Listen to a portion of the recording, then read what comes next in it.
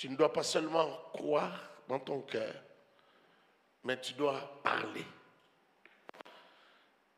Et il y a plusieurs manières de parler. On parle avec la bouche, mais on parle aussi avec les actes. On parle aussi avec les actions. La foi s'exprime donc. C'est quoi la foi? La foi, c'est faire confiance à Dieu. Accepter, croire que ce que tu ne vois pas est plus réel que ce que tu vois. C'est ça la foi. Quand tu vois quelque chose, c'est évident que tu peux compter sur elle. Regarde comment tu es assis. Comment tu es assis ce matin sur ces bancs-là. On ne t'a pas exhorté à avoir la foi que tu ne tomberas pas. Mais tu as regardé le bois. Tu as juste regardé la qualité du bois. Tu as dit ici, je peux m'asseoir. Est-ce que je parle à quelqu'un? Est-ce que ceux qui ont la force dans leurs jambes ce matin peuvent s'élever? J'ai demandé seulement à ceux qui ont la force. Hein? Je n'ai pas demandé à tout le monde. Est-ce que tu peux t'asseoir? S'il te plaît, est-ce que tu peux t'élever?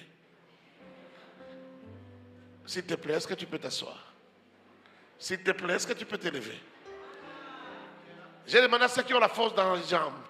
S'il te plaît, est-ce que tu peux t'asseoir? S'il te plaît, est-ce que tu peux t'élever? Il y a quelqu'un qui est carrément resté debout parce qu'il savait que j'allais dire. Est-ce que tu peux t'asseoir? Voilà, mon problème c'est quand tu t'assois. Je vois beaucoup de gens s'asseoir sans regarder si le banc est toujours là.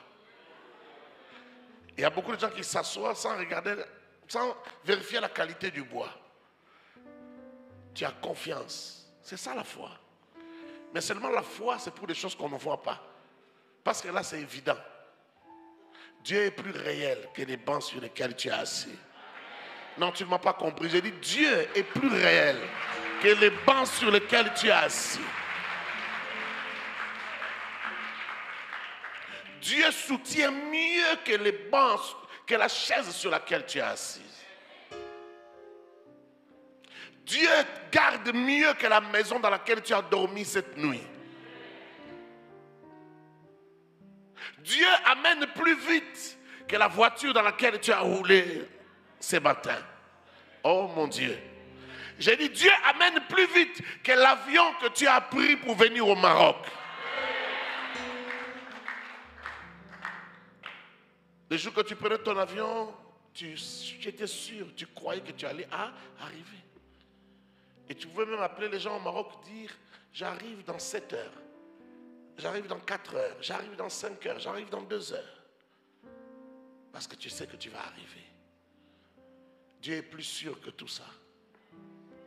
Je parle à quelqu'un. Dieu est plus sûr que tout ça. Dieu est plus réel que ce que tu vois. Dieu est plus réel que ton voisin. Tu veux conquérir, il te faut la foi. Ce matin, nous sommes plus nombreux que ce que vous voyez ici. Tu le sais? Est-ce que tu le sais? Savoir, c'est au-delà de croire. Savoir, c'est quand tu as déjà cru, tu sais. Je parle à quelqu'un? Est-ce que tu sais que nous sommes plus nombreux que ce que vous voyez? Parce qu'en dehors de ce que vous voyez physiquement, il y a aussi ce qui est spirituel. Toi, tu es un esprit. D'accord ou pas? Tu es chair, mais tu es aussi esprit. Et Dieu te considère comme esprit parce que tu es né de l'esprit. C'est-à-dire que l'esprit chez toi a pris le dessus sur l'âme et sur le corps. Mais vous n'êtes pas les seuls esprits qu'il y a ici. Parce que les Africains, quand on leur parle des esprits, ils ont un peu peur. Vous êtes des esprits, je commence par là. Vrai ou faux? Dieu vous considère comme des esprits. Mais ce ne sont pas les seuls esprits qu'il y a ici. Il y a aussi les anges. Dieu les appelle aussi des esprits. D'accord ou pas? D'accord ou pas? Dans le premier livre des Hébreux, qu'est-ce que j'allais dire? Dans le premier chapitre des livres des Hébreux, au dernier verset, je paraphrase, on dit que les anges sont des esprits envoyés par Dieu au service de ceux qui doivent être sauvés. ou hériter du salut. Amen. Alors ces esprits-là sont plus nombreux que nous. Vous savez ça? Il y a d'abord ton ange à toi personnel qui est là. Ça fait déjà le double de ce que nous sommes. Et il y a des anges qui sont venus en service ce matin parce qu'ils savent exactement ce qui va se passer ce matin. Il y en a qui sont venus pour la guérison. Donc il y a des anges qui sont en blouse blanche ce matin. Et il y a d'autres anges qui sont venus pour autre chose, pour le service de ce matin.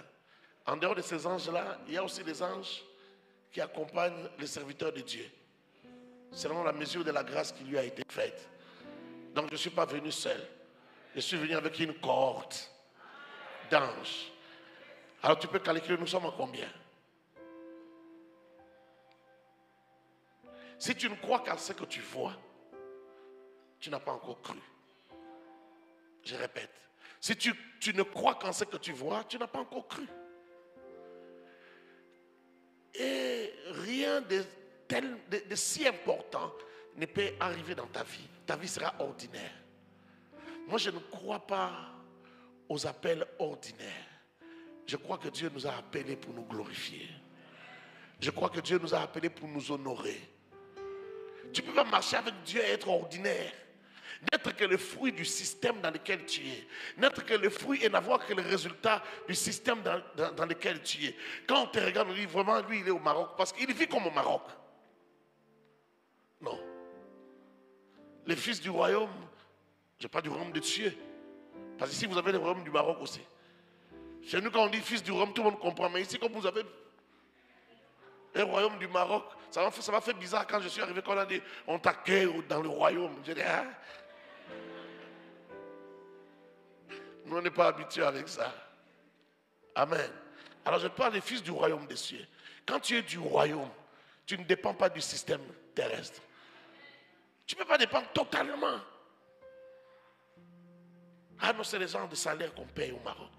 Ah, c'est normal qu'il n'ait pas ceci, qu'il n'ait pas cela, qu'il ait ceci. Parce qu'au Maroc, tu vois dans sa situation. Non, non, non, non. Un enfant de Dieu ne vit pas comme ça.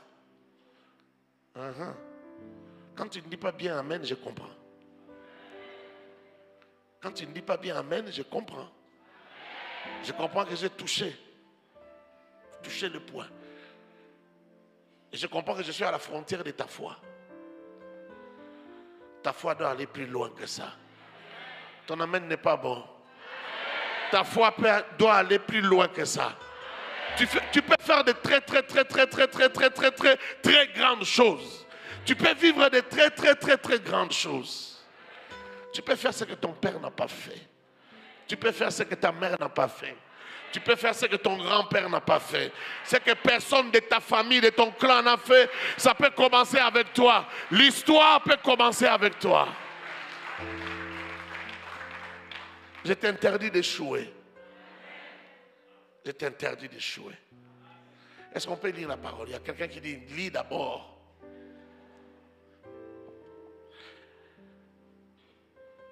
Nombre chapitre 14. Vous savez, lorsqu'on veut conquérir avec Dieu, la réalité est souvent loin de nos attentes. C'est pourquoi je te parle de ton banc sur lequel tu es assis. La réalité est souvent loin de nos attentes. La réalité contraste avec ce qu'on attend, ce qu'on veut vivre. Et la réalité parfois est telle que ça nous décourage. Ça nous amène au désespoir. Les problèmes que nous avons, les difficultés que nous rencontrons, les défis à relever sont tellement grands que nous nous sentons impuissants. Nous ne savons pas par où commencer. Frère, dans la vie, on a eu même du mal à croire en certaines prophéties. On te donne la prophétie de ta vie comme ça. Tu n'oses pas imaginer même dans 20 ans. Tu dis même dans 20 ans. C'est trop fort. Ce que tu as dit là est ma réalité. L'écart est trop grand. Même dans 20 ans, on ne saura pas combler ces trous. Et pourtant, Dieu peut le faire, même en une année. Même en quelques jours, il peut le faire. Est-ce que je parle à quelqu'un? Parfois, nous oublions qui est Dieu. Qui est ce Dieu en qui nous avons cru. Parfois nous oublions, il est tellement proche de nous, on peut lui parler à tout moment, que parfois on refuse d'accepter que la personne à qui on parle à tout moment là peut tout faire. C'est lui le roi des rois. C'est lui le Seigneur des seigneurs. C'est lui le tout-puissant. C'est lui l'omnipotent, c'est lui, pas quelqu'un d'autre. L'omnipotent, c'est lui. Est-ce que je parle à quelqu'un? Nombre chapitre 14. Est-ce qu'on peut avoir les passages? Je vous ai laissé le temps, vous aussi vous m'avez laissé le temps. Nombre 14, verset 1. Toute l'assemblée éleva la voix. Écoute très bien, suis très bien la lecture. Je fais exprès de faire une longue lecture parce que c'est très important. Il y a des choses sur lesquelles je ne vais pas revenir.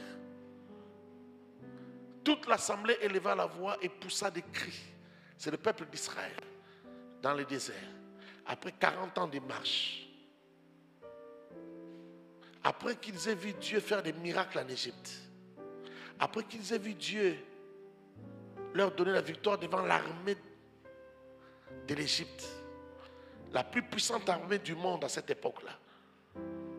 Devant Pharaon, Dieu leur a donné la victoire. Ils ont échappé.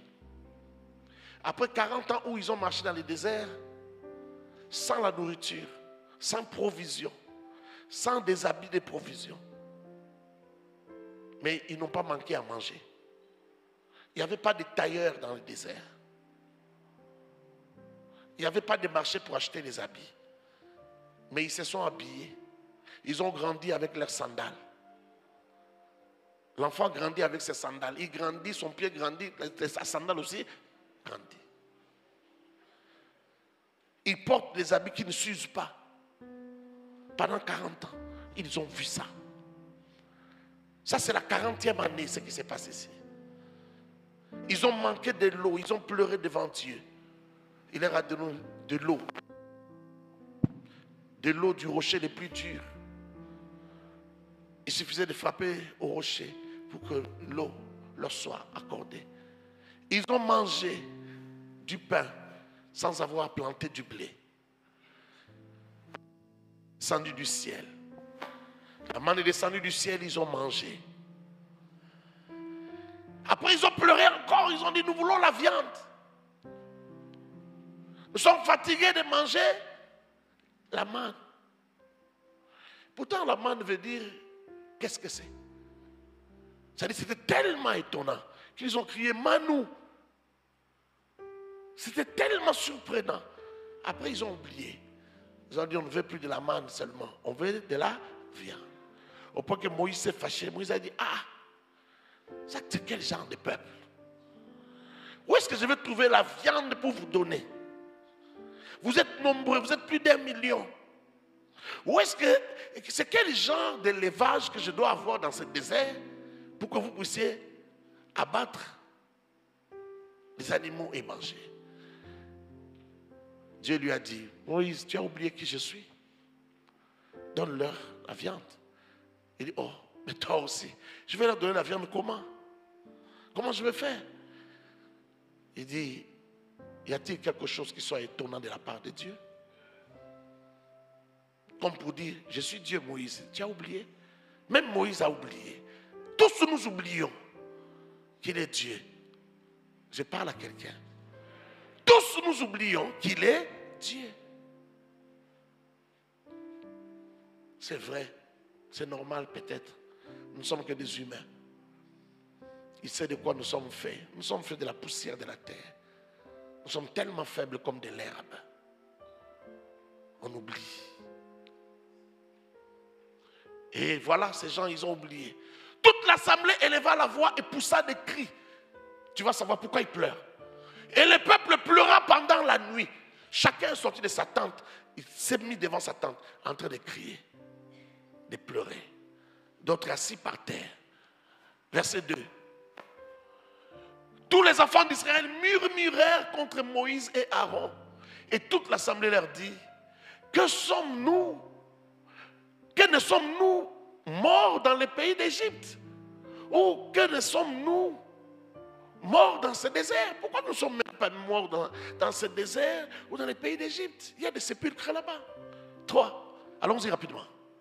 Pourquoi l'Éternel nous fait-il aller dans ces pays où nous tomberons par l'épée, où nos femmes et nos petits-enfants deviendront une proie? Ne vaut-il pas mieux pour nous retourner en Égypte? Et ils se disent l'un à l'autre, nommons un chef et retournons en Égypte. Rébellion. Moïse et Aaron tombèrent sur leur visage en présence de toute l'assemblée réunie des enfants d'Israël. Et parmi ceux qui avaient exploré les pays, Josué, fils de Nun, et Caleb, fils de Jephuné, déchirèrent leurs vêtements. Ils sont en train de pleurer parce qu'on vient de leur donner les rapports de l'exploration qui a été faite dans la terre promise. Après 40 ans de marche, ils veulent entrer dans la terre promise. Moïse dit, j'envoie 12 personnes, chefs de chaque tribu, de 12 tribus, allez voir, explorer, voyez les pays, voyez tous les défis que nous avons là-bas, quel genre de guerre nous aurons à faire pour entrer, quel genre de pays nous allons hériter.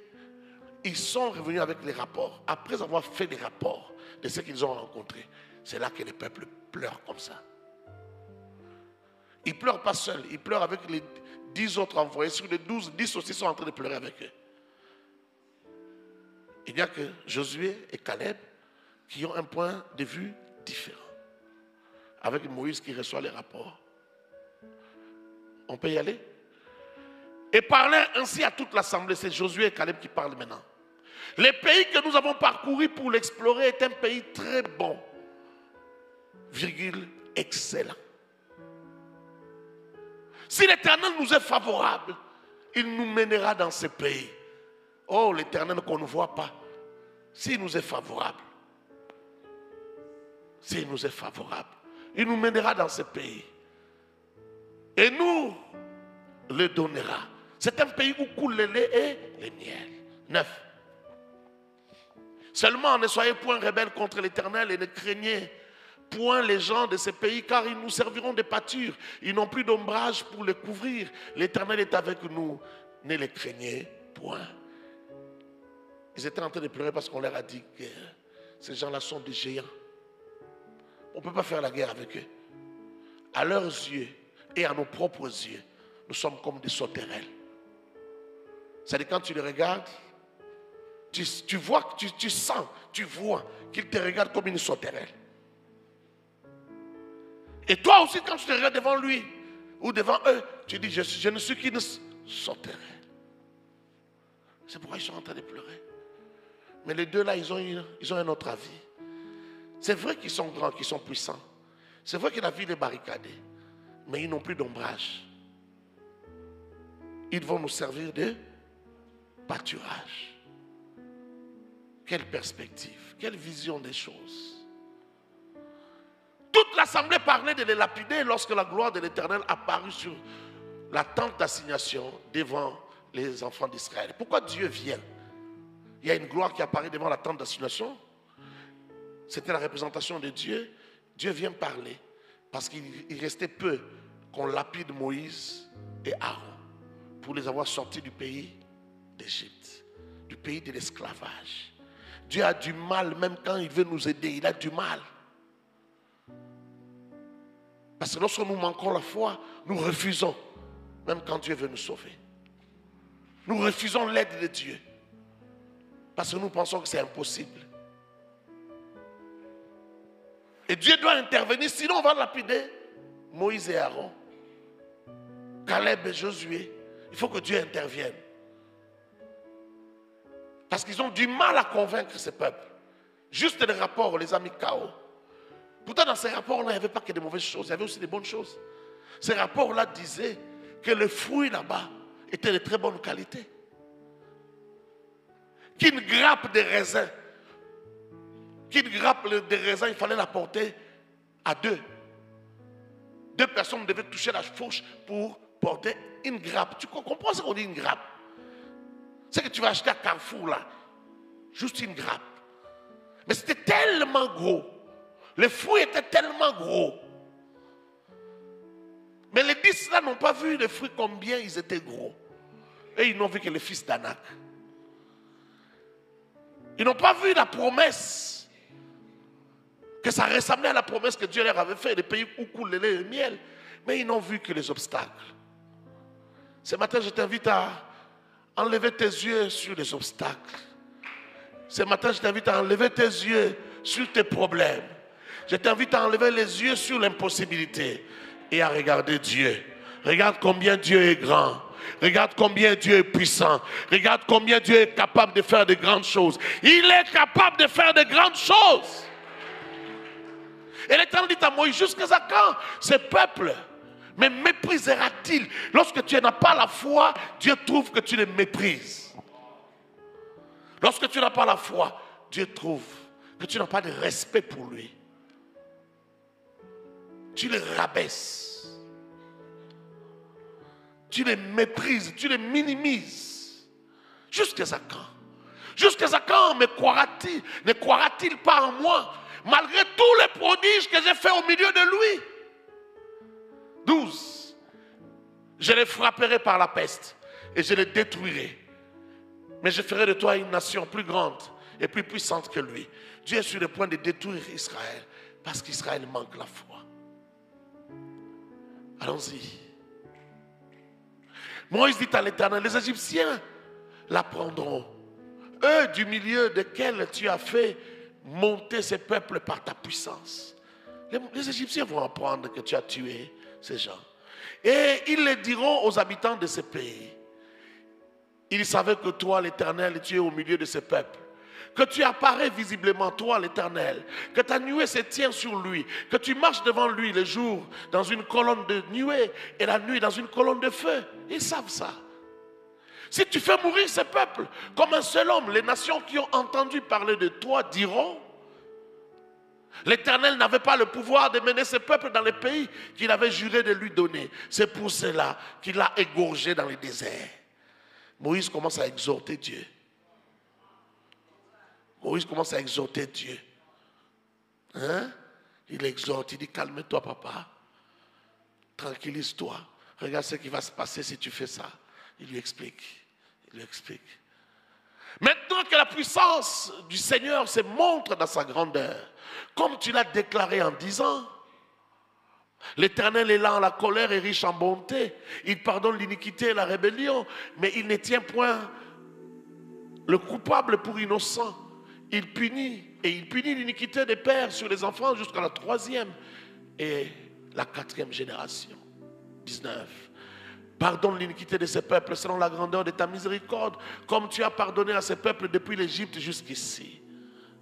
Et l'Éternel dit: je pardonne, comme tu l'as demandé. Mais je suis vivant. Et la gloire de l'Éternel remplira toute la terre. Oh, j'aime quand Dieu parle. Tous ceux qui ont vu ma gloire et les prodiges que j'ai fait en Égypte et dans le désert, qui m'ont tenté déjà 10 fois et qui n'ont point écouté ma voix. Il dit: je pardonne. Mais tous ceux-là qui ont vu ma gloire en Égypte, ils ont vu tout ce que j'ai fait. Mais ils n'ont toujours pas la foi. Ça fait 10 fois qu'ils me tentent. Ça fait 10 fois qu'ils me défient. Qu'ils me méprisent. Voici ce qui va arriver. Tous ceux-là ne verront point le pays que j'ai juré à leur père de leur donner. Tous ceux qui m'ont méprisé ne les verront point. Et parce que mon serviteur Caleb a été animé d'un autre esprit et qu'il a pleinement suivi ma voie, je le ferai entrer dans les pays où il est allé. Et ses descendants les posséderont. Amen. Amen. Amen bien. Amen très bien. Tu peux noter ce deuxième passage, tu pourras peut-être lire à la maison, Matthieu chapitre 15, versets 21 à 28. C'est le passage qui parle de la femme syrophénicienne. Matthieu 15, 21 à 28. Tu vois l'homme? L'homme ne voit que les mauvaises choses. L'homme a la facilité d'oublier tout ce que Dieu a fait. Israël a oublié. Comment sur plus d'1 million de personnes, ils étaient à 1,6 million, si je ne me trompe pas, avec les ramassis et tous ces gens-là. Comment tous ils ont oublié? Comment il n'y a que 2 personnes qui se rappellent que Dieu peut tout faire. Comment il n'y a que 2 personnes? C'est vrai que Moïse a commencé avec Dieu plus tôt. Mais ils avaient presque le même âge spirituel, si on regarde bien. En termes d'expérience. C'est-à-dire en termes du vécu du miracle. Mais pourquoi Moïse croit alors qu'il n'a pas été là? Mais il croit. Il sait que Dieu peut le faire. Et aussi ont vu Dieu séparer la mer rouge en 2. Moïse avait juste levé les bâtons, la mer rouge s'est séparée. Pourquoi il ne croit pas? J'ai vu parfois dans l'église, les gens qui quittent l'église, les gens qui parlent contre l'église demain, c'est souvent les gens qui ont vécu des miracles. Regardez parfois les gens qui viennent dans l'église, qui vivent des miracles puissants, parce qu'ils viennent d'arriver, sont les pasteurs, il a la facilité de croire, de vivre des miracles. Oui, mais après, ils sont les premiers à partir. Un jour, j'ai réalisé que les gens que j'allais souvent visiter à l'hôpital, les gens que j'allais souvent assister, ce sont les gens qui ont la facilité de partir. Et parfois, quand les gens partent, ils s'en foutent de nous. Ils ne se posent pas la question comment on se sent quand ils partent. Il y a des gens, ils peuvent partir, vous ne ressentez rien parce qu'ils ne sont pas peut-être très utiles. D'autres, vous ne ressentez pas grand-chose parce que vous n'êtes pas proches. Mais certains sont tellement devenus proches que quand ils partent, ils arrachent une partie de votre cœur et ça saigne. Mais ils s'en foutent de ce que vous sentez. Ils peuvent partir sans nouvelles. Ils ne savent pas que ça fait mal. Nous sommes pasteurs, mais nous sommes humains. Ça fait mal. Souvent, les gens qui ont vécu beaucoup de bonnes choses à l'église s'en foutent de l'église. Vous savez, à un certain moment, on pouvait prêter même les chaises de l'église aux fidèles. Ils organisent une fête. Ils demandent 300 chaises à l'église. On donne. Aujourd'hui, je ne les fais plus. Je ne les ferai plus jamais. De toute manière, les choses de l'église sont sacrées. Ces bancs-là, ces chaises-là sont sacrées. Parce que c'est consacré à l'éternel. Vrai ou faux? Et un jour, Dieu m'a donné la leçon. Parce que j'ai vendu les bus de l'église et les bus a causé des problèmes là où c'est parti. Les bus n'ont jamais roulé. Parce que c'est consacré à l'éternel. Il y a des choses, quand c'est consacré à l'éternel, vous êtes obligé d'utiliser ça jusqu'à la fin. Et quand vous terminez, ça va à la fourrière. Parce que personne ne peut l'utiliser. C'est consacré à l'éternel. Et Dieu m'a appris. Et ces gens d'aide-là, vous prenez le groupe électoral de l'église, vous donnez aux gens qui organisent une fête. Ça ne sert à rien.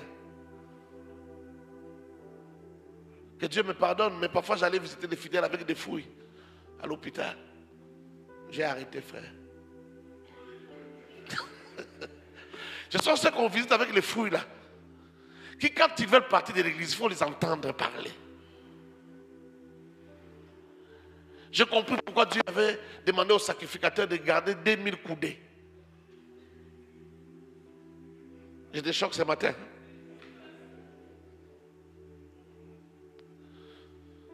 Je peux avancer. Et j'ai compris pourquoi Dieu ne se fait pas voir. Sinon, il ne sera plus Dieu. Si tu commences à le voir, tu le vois tous les jours. Tu vas oublier qu'il est Dieu. Regarde qu'il est rare, mais tu ne crois pas. Et si on le voyait tous les jours? Crois. Crois qu'il peut le faire. Crois qu'il peut changer ta vie.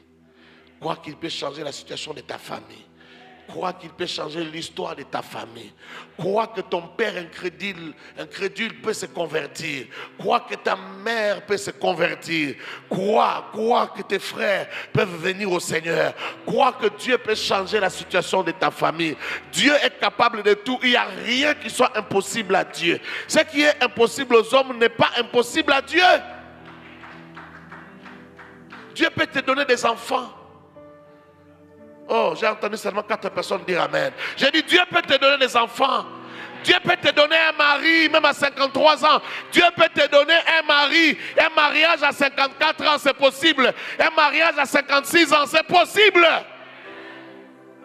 Si le propriétaire de cette prophétie ne dit pas Amen, est-ce que tu peux pas m'aider à dire Amen à sa place?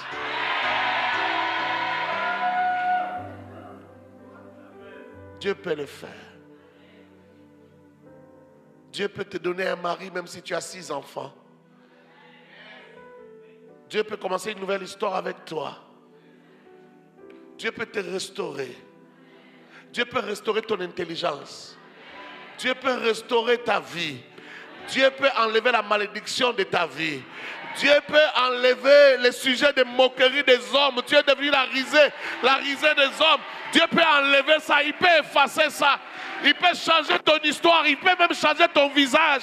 Les gens peuvent te regarder demain, ne plus se rappeler dans ta vie. Il peut changer les choses. On raconte ton histoire, les gens disent non, c'est impossible. Est-ce que cette femme a vécu cela? Est-ce que cet homme a vécu cela? Si, il a vécu cela, mais ça lui ressemble. Il est tellement heureux, il est tellement heureux, il est tellement dans la joie, il vit tellement dans le bonheur. C'est comme s'il n'était pas passé par là. Non, il est passé par là, mais l'Éternel l'a restauré. L'Éternel l'a restauré. Je parle à quelqu'un, tu ne mourras pas. Tu vivras. Tu proclameras que le Seigneur est bon. Tu diras au monde que le Seigneur est bon. Tu diras au monde que le Seigneur est merveilleux. Tu diras au monde, Dieu a fait de grandes choses dans ma vie. Tu diras au monde, Dieu a accompli de grandes choses dans ma vie. Je l'ai vu de mes propres yeux. Je l'ai touché de mes propres mains. De mes propres mains, j'ai touché Dieu. J'ai touché à la gloire de Dieu. J'ai touché au miracle de Dieu. On ne m'a pas raconté. On ne m'a pas raconté une histoire. J'ai vécu cela. Oh, Rabocha. Il y a des moments où, frère, on prêche la Bible, on peut donner le témoignage de quelqu'un d'autre, mais à un autre moment, ça sera ton propre témoignage. À un autre moment, ça sera ton propre témoignage. Tu vas parler de ce que tu as vu, de ce que tu as vécu. Tu diras, voilà, il y a des stigmates. Voilà, je l'ai vécu moi-même. Je l'ai expérimenté moi-même. On ne m'a pas raconté, j'ai vécu cela. Je suis venu parler à ces gens-là qui vont vivre de grandes choses avec Dieu, qui acceptent de vivre de grandes choses avec Dieu, qui acceptent d'expérimenter des choses extraordinaires avec Dieu. Apprends seulement à croire à ce que tu ne vois pas, plus qu'à ce que tu vois. Apprends à croire à ce que tu ne vois pas, plus qu'à ce que tu vois. Paul a dit, or la foi est une ferme assurance des choses qu'on espère. Il faut que ton assurance soit vraiment ferme, mais aussi une démonstration de celle qu'on ne voit pas. Souvent, on interprète cette deuxième partie du verset comme, et moi aussi je l'ai fait pendant beaucoup d'années, jusqu'à ce qu'un jour je me rende compte que ce n'est pas ça. On dit que c'est la démonstration de ce qu'on ne voit pas. Ça veut dire, on veut dire que c'est la manifestation de ce qu'on ne voit pas avec les yeux humains. Non, le sens premier de c'est aussi ça, mais c'est pas le sens littéral. Le sens littéral de ce verset ou de cette proposition, ça veut dire, ou c'est la preuve de ce qui n'existe pas, existe. Tu comprends? Lorsqu'on dit que la foi, c'est la démonstration de ce qu'on ne voit pas, on veut dire que le fait d'avoir la foi, ça démontre que ce qui n'existe pas existe. Tu es d'accord avec moi? C'est ça le vrai sens littéral de cette proposition-là. Le fait de croire à ce qu'on ne voit pas, ça veut dire que ce qu'on ne voit pas là existe.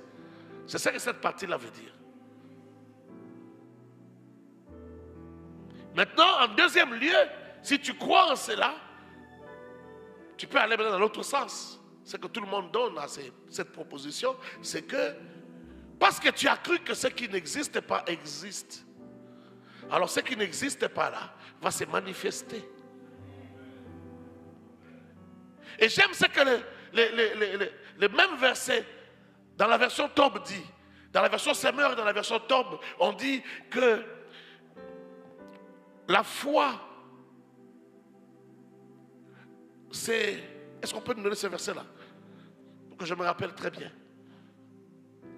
Version Tob ou version Semeur. Je n'aimerais pas dire une bêtise là-bas.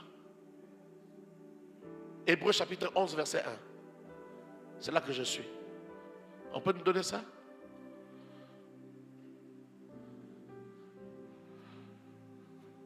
La foi est une manière de posséder déjà ce qu'on espère.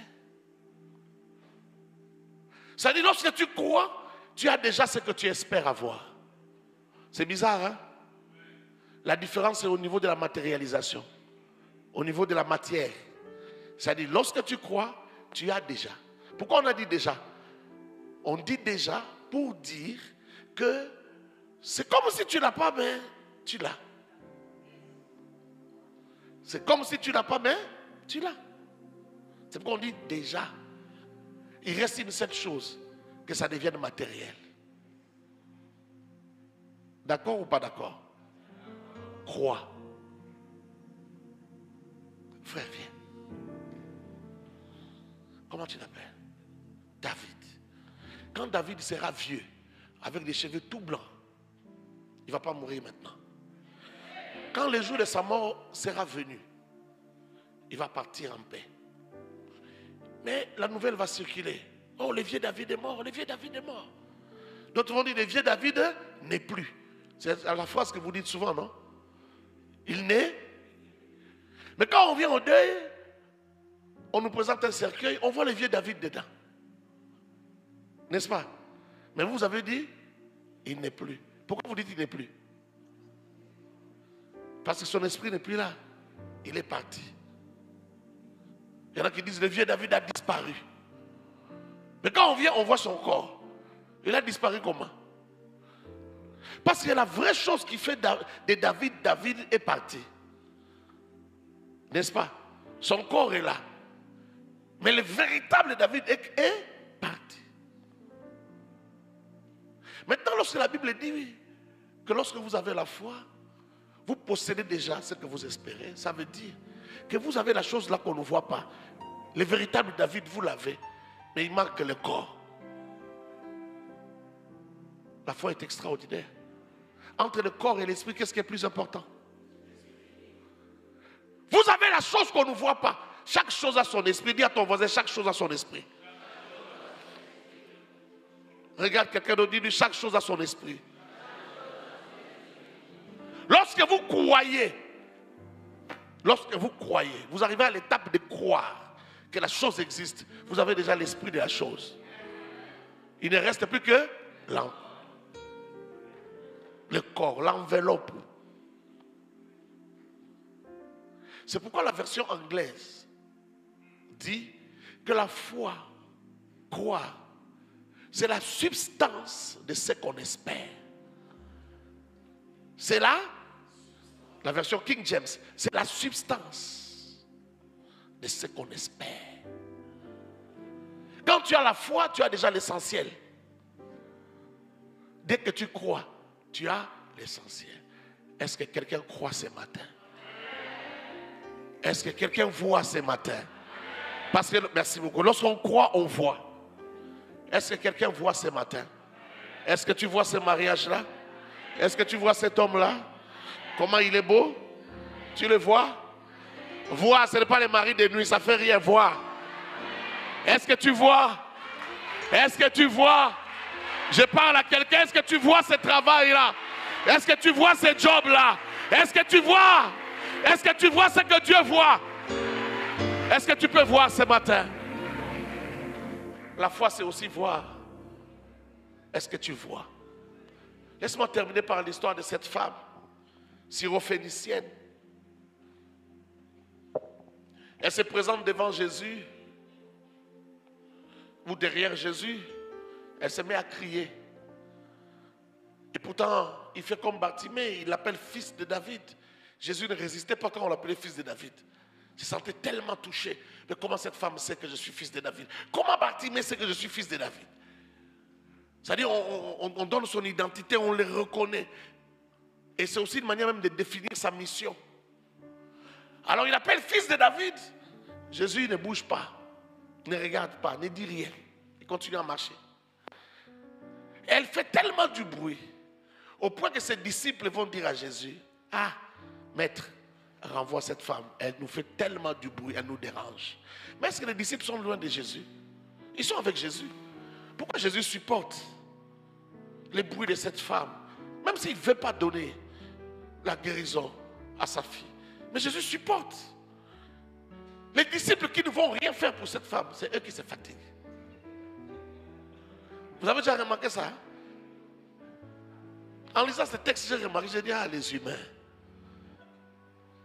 Écoute-moi, plusieurs fois j'ai vu des gens de ma congrégation, de l'église, des fidèles, parfois simples, qui ne connaissent pas beaucoup de choses de la parole de Dieu, avoir plus de foi que moi. Il n'est pas interdit que tu aies plus de foi que ton pasteur. Parfois, même quand moi je ne crois pas, toi crois.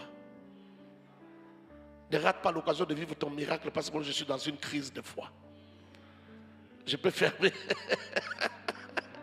J'ai regardé Papa Camille. Je peux fermer cette parenthèse.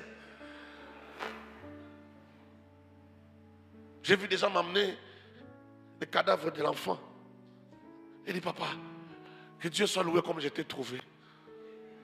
Comme je t'ai trouvé, cet enfant va se réveiller. Il va se réveiller comment? Il dort? Non, je viens de l'hôpital, on a dit que l'enfant est mort. Mais moi, je ne crois pas en ça. J'ai ravi mon bébé, je l'ai amené.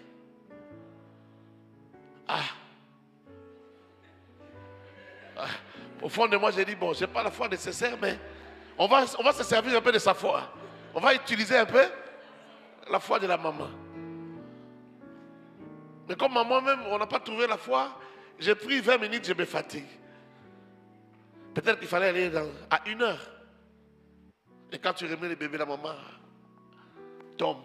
C'est-à-dire qu'elle n'avait pas encore cru que l'enfant est mort. Elle attendait que les pasteurs disent que l'enfant aussi est mort. Waouh! Quelle foi! Les gens ont parfois plus de foi que nous. Alors je t'autorise à avoir la foi. Même plus que nous. Crois. Même quand nous ne croyons pas toi, crois. C'est ta propre vie. Tu es le premier prophète de ta vie. Tu es le premier responsable de ta vie. Crois même quand personne ne croit. Crois même quand tu vas raconter l'histoire à un homme inspiré, à un homme loin. Il ne dit rien, tu comprends qu'il ne dit rien. Il ne veut pas faire des commentaires parce qu'il ne veut pas arriver à ce niveau-là des fois. Il refuse d'arriver là. Toi, arrive là-bas. Crois. Cette femme est venue voir Jésus. Les disciples étaient fatigués de l'entendre crier. Les hommes se fatigueront toujours. Ton mari se fatiguera, c'est un humain. Ta femme se fatiguera. Jésus, c'est le meilleur des amis. C'est le meilleur des amis. Il ne voulait pas aider cette femme, mais il ne s'est pas fatigué d'elle. Il a laissé la femme crier. Les disciples ont dit, chasse-la. Alors Jésus se retourne, regarde la femme, parce qu'il veut mettre ses disciples à l'aise. Il lui dit, je suis venu seulement pour les brebis égarées d'Israël. Je ne suis pas venu pour les étrangers. Ma mission, mon cahier de charges, c'est ça. Le cahier de charges de ma mission, c'est ça. La femme dit, aie pitié de moi, fils de David, aie pitié. Guéris ma fille qui est tourmentée. Jésus dit, il n'est pas bon de prendre les pains des enfants et de les donner aux petits chiens. C'est vrai qu'en Israël, on enseignait que les nations, les païens, sont des chiens. Mais est-ce que les païens savaient eux-mêmes qu'ils étaient des chiens? Même aujourd'hui, les païens n'aiment pas qu'on les appelle païens. Hein? Quand on les appelle païens, ils se fâchent. Ils ne sont pas des païens. Ils refusent d'être païens. Mais on appelle cette femme ici chien. Et Jésus ne se limite pas à dire chien, il dit petit chien. Les chiots. Si c'était Papa Camille qui t'avait parlé comme ça, tu allais changer d'église. Tu n'allais pas seulement changer, tu allais te fâcher, tu allais parler, tu allais pécher. Tu allais être même prêt à mourir. Même si la malédiction veut m'attraper, ça m'attrape, il ne peut pas me dire ça. Mais Jésus a parlé ainsi à cette femme. Cette femme ne s'est pas découragée. N'oublie pas, le découragement viendra. Le désespoir même aussi. Mais cette femme La foi, c'est aussi de l'imagination. À trouver, avait un cerveau très imaginatif. Frère, l'intelligence marche avec tout. Un cerveau très imaginatif. Quand Jésus dit que le pain des enfants, ce n'est pas pour les petits chiots, la femme voit la scène, il voit les enfants assis à table, le pain. Les enfants en train de manger le pain. Et il voit les petits chiots ou les chiots en bas de la table. Elle voit ça. Et directement, elle dit, oh! Donc, les petits chiens ne sont pas si loin. Ils sont juste sous la table. Si le pain n'est pas pour eux, ce n'est pas un problème.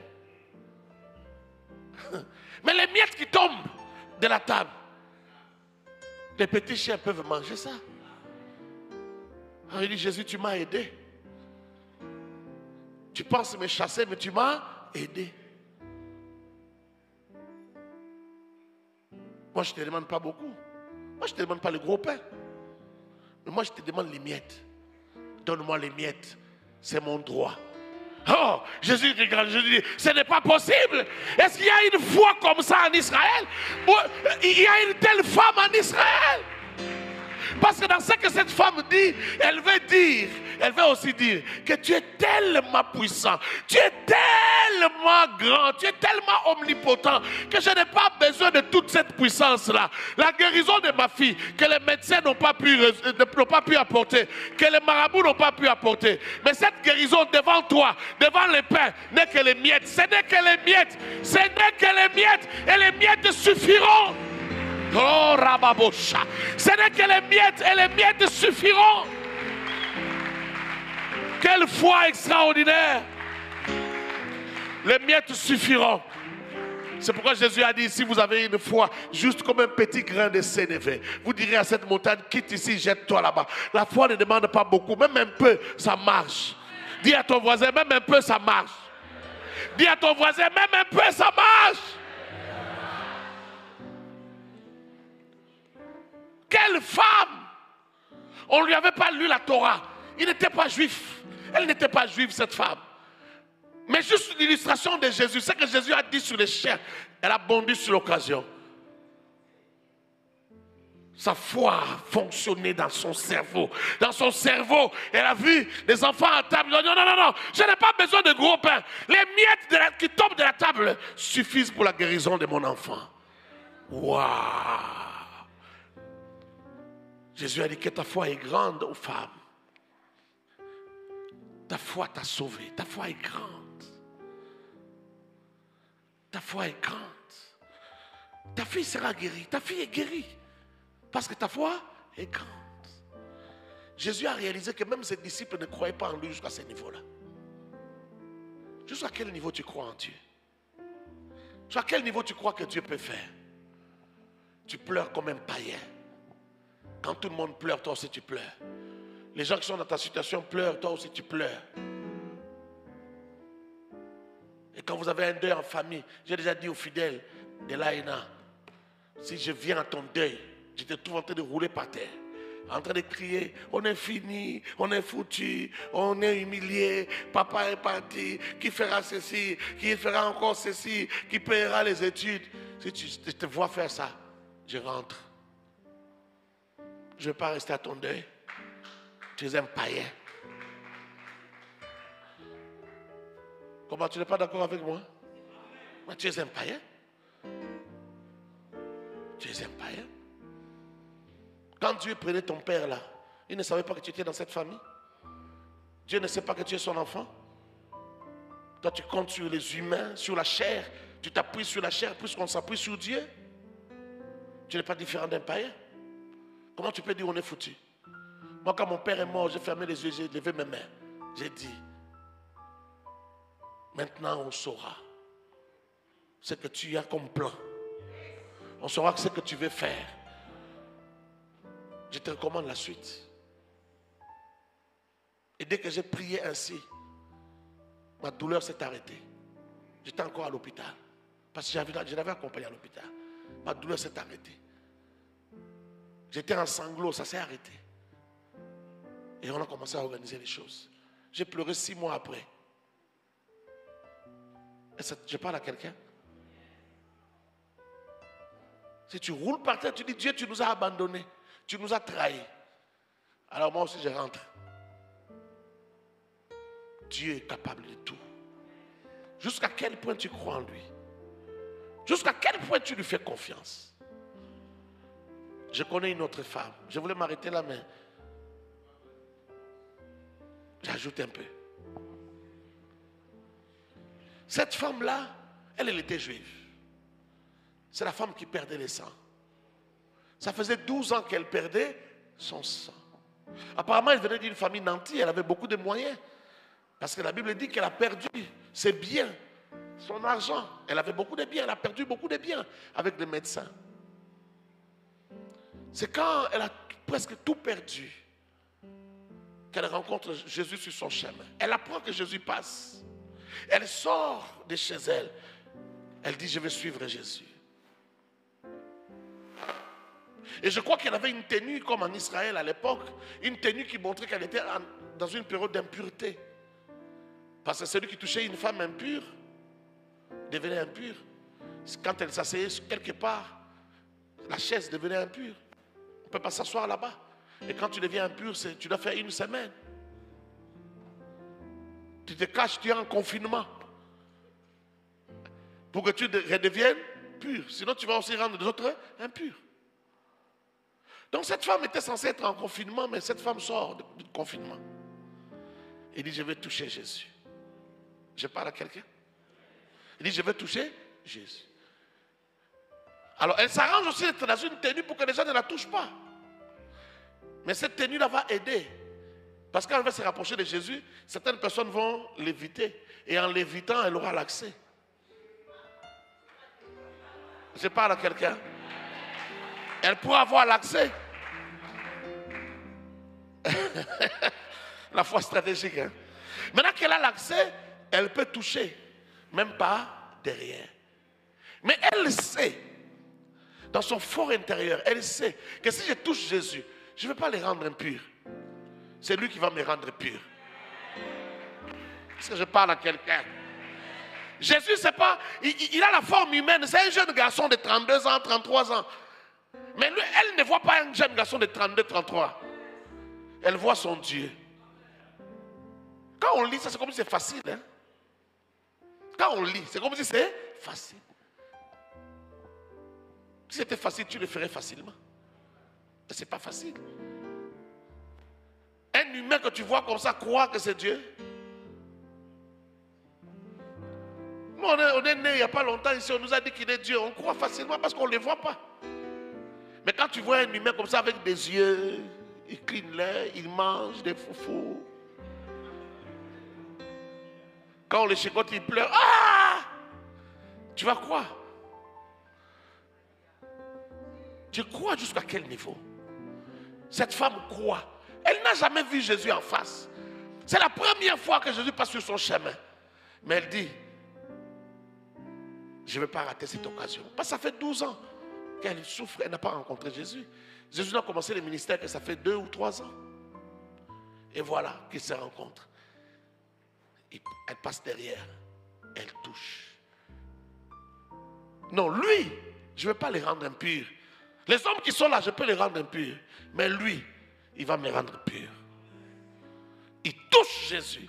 Et Jésus sent qu'on l'a touché. Il dit, qui m'a touché? Les gens disent, mais non, non, moi je n'ai pas touché. Moi c'est le coude qui a touché. Non, moi c'est la tête qui a touché. Moi c'est l'épaule. Pierre dit, oh arrêtez tout ça. C'est bête, non? Tout ce que vous dites là. C'est trop bête. Je regarde le Seigneur. Ce n'est pas parce qu'il a du respect pour lui. Le Seigneur peut lui dire, c'est bête ce que tu dis. Il dit au Seigneur, mais comment tu dis qui m'a touché? Nous tous ici, nous nous bousculons. Il y a une grande foule. Comment toi tu peux dire qui m'a touché? Mais, comme pour dire, mais c'est tout le monde qui te touche. Jésus dit, non, je sais ce que j'ai dit. Quelqu'un m'a touché. Comme il a dit, une force est sortie de moi. C'est pourquoi j'ai dit, quelqu'un m'a touché. Ça, vous ne pouvez pas comprendre. Vous ne pouvez pas voir ça avec les yeux. Il y a quelqu'un qui m'a touché. Où est la personne qui m'a touché? Il insistait tellement que la femme, comme la Bible dit, la femme a compris qu'on l'a débusquée. Qu'est-ce qu'elle a fait? Elle est venue. Parce que maintenant la voie est libre. Tout le monde cherche. Mais c'est qui? C'est qui? Il dit qu'on l'a touché là-bas. C'est qui? On ne sait même pas où est-ce qu'on l'a touché, ça les dérange. C'est quoi? C'est qui? Et une femme est venue s'agenouiller. C'est moi qui vous ai touché. Il dit oui, femme. Ta foi t'a sauvé. Frère. Ah. La foi peut prendre sans demander.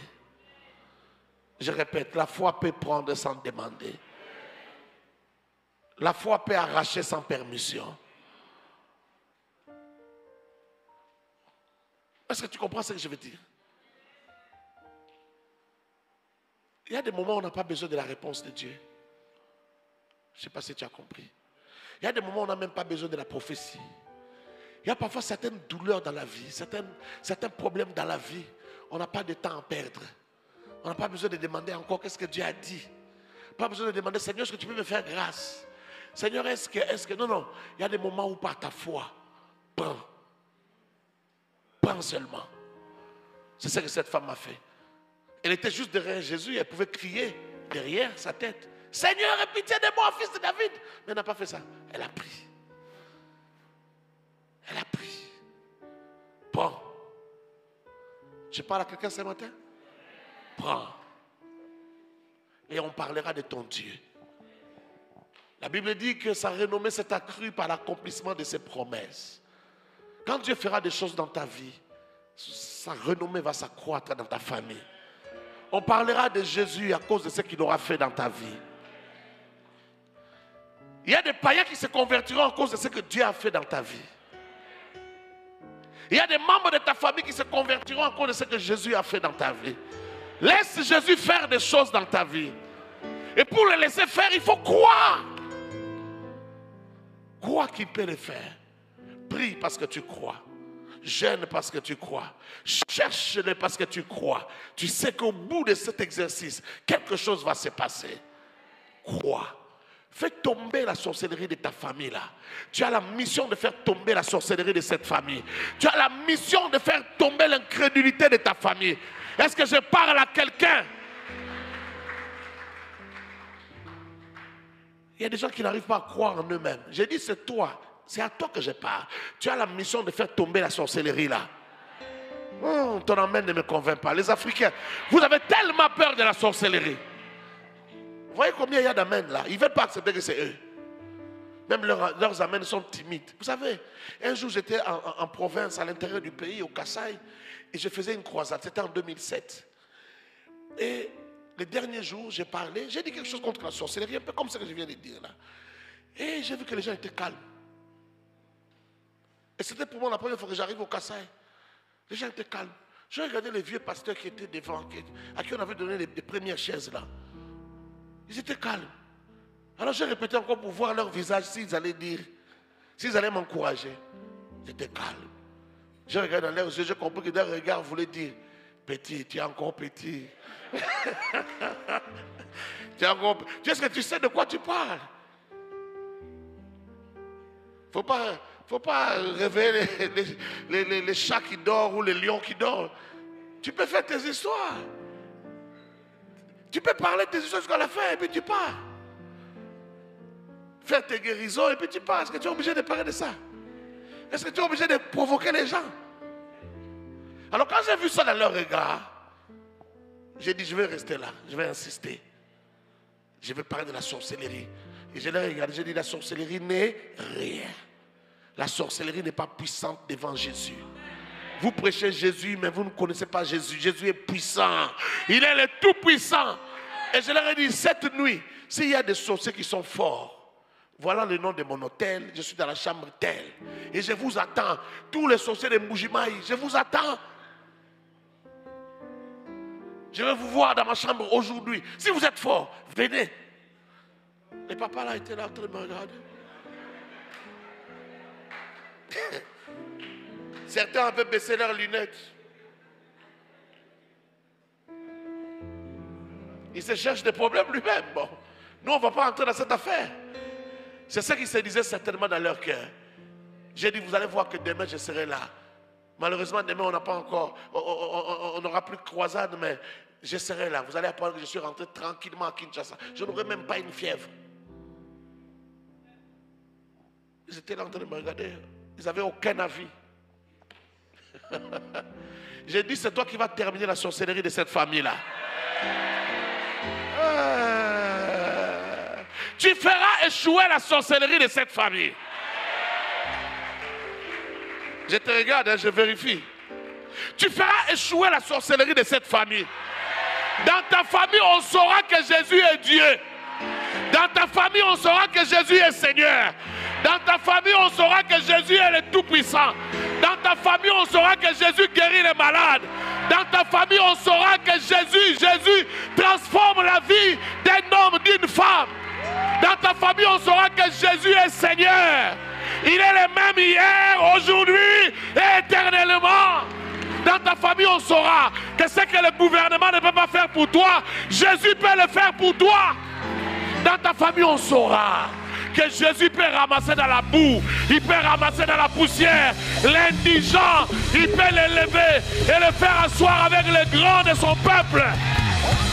Soubayake. Dans ta famille, on saura que Jésus peut purifier le sang de quelqu'un qui est infecté, de quelqu'un qui est condamné à la mort, de quelqu'un à qui il reste juste quelques jours à vivre. Jésus peut changer son sang. Dans ta famille, on saura que Jésus peut guérir le cancer. Même s'il te reste 30 jours à vivre, même s'il te reste 15 jours à vivre, dans ta famille, on saura que Jésus peut le faire. Laisse-moi te dire, Jésus aime les défis. Je prêche un Dieu qui aime les défis. Quand tu élèves Jésus au niveau des défis, il se manifeste. C'est pourquoi cette nuit-là, aucun sorcier n'a pu venir là où j'étais. Aucun sorcier n'a pu faire quoi que ce soit. Jésus est puissant. Soit nous croyons, soit nous ne croyons pas. Il est préférable que je meure au lieu de ne pas croire. Je crois en Jésus. Et c'est le plus grand bien qui me soit arrivé dans la vie. C'est plus que tous les bonheurs. C'est plus que toutes les merveilles. Avoir Jésus. Parce qu'avec Jésus, je n'ai plus peur. Je n'ai peur de personne. Je n'ai même pas peur de la mort. La mort ne m'anéantit pas. La mort me fait passer seulement d'un état vers un autre état. Avec Jésus, je n'ai pas peur. Avec Jésus, je ne crains pas. Parce que tu t'appelles oncle. Tu t'appelles je ne sais pas qui. Ça ne me dit rien. Un jour, j'ai dit à une soeur, parce que ses oncles refusaient de prendre la dot. J'ai dit, s'ils refusent de prendre la dot, amenez la dot ici, je vais prendre. Et vous allez vous marier. Et il n'y aura pas de problème, il n'y aura rien. D'ailleurs, laisse-moi te dire quelque chose. Je parle à une femme de foi ici. Je parle à un homme de foi. Tu t'es marié, tu as donné la dot dans la famille. Mais tu ne vois pas clair, c'est flou, ça ne marche pas. Tu ne sais pas si les gens qui ont mangé la dot là, s'ils ont été de bon cœur ou pas. S'ils avaient la joie ou pas. Prends une autre dot, viens donner à cet homme de Dieu. Viens donner à ton pasteur. Je te comprends, même si tu ne dis pas amen, même si tu dis tu n'acclames pas, je m'en fous. Les concernés m'ont entendu. Viens voir cet homme, dis, moi je considère que tu es mon papa. Prends la place de papa. Frère, écoute-moi. Le véritable père, c'est Elohim lui-même. Ton père biologique, on lui a cédé seulement une parcelle de pouvoir. C'est le Père Céleste qui lui a donné une partie de ses fonctions, de ses responsabilités. C'est pourquoi on l'appelle papa. Celui-ci aussi, on l'appelle papa. Lui aussi, c'est un papa. C'est un papa spirituel. Si ce papa-là ne veut pas, il y a un autre papa ici. Parle, que lui aussi parle. C'est fini. Moi, je dis, amenez-moi la dot, je vais manger, tu vas te marier, tu auras des enfants, tout sera normal. Personne ne va te bouffer. Il faut arrêter de souffrir parfois. Nous sommes libres. La Bible dit qu'il nous a appelés pour être des hommes libres. Il nous a appelés pour être des femmes libres en Christ. Tu es libre. Il n'y a plus de condamnation pour toi. Tu es libre. J'ai dit à quelqu'un, tu es libre. Merci Seigneur. Il faut que je m'arrête là. Vous me donnez tellement envie de prêcher que je peux prêcher jusqu'à demain. Je risque de prêcher jusqu'à tomber ici devant, fatigué. Parce que vous réagissez tellement bien au message. Ça entre. Ça me donne envie de parler. Mais il faut que je m'arrête. Lève tes mains s'il te plaît. Lève tes mains. Tu es debout. Lève tes mains. Parle-lui. Dis-lui, Seigneur, je veux croire. Seigneur, je veux croire. Seigneur, j'ai envie de croire. Je veux croire, mon Dieu. Je veux croire. Je veux croire que c'est possible. Je veux croire que c'est faisable. Prie, prie, prie, prie, prie. Vous qui êtes dehors, priez, priez avec nous. Vous qui êtes dans la salle aussi, priez avec nous. Vous qui êtes en ligne, priez avec nous. Prie. Chandarababos. Chandarababos. La chorale. Chandarababos. Chandarababos. Orabosha.